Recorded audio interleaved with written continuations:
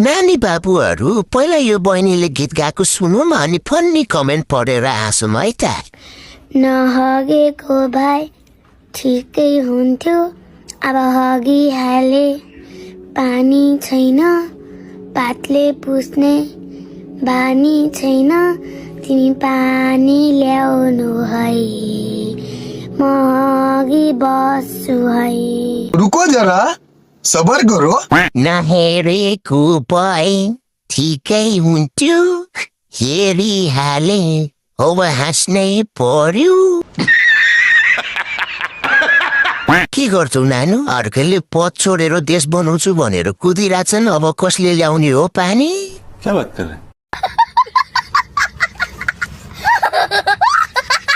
छ्या, भात खाने बेलामा के आयो?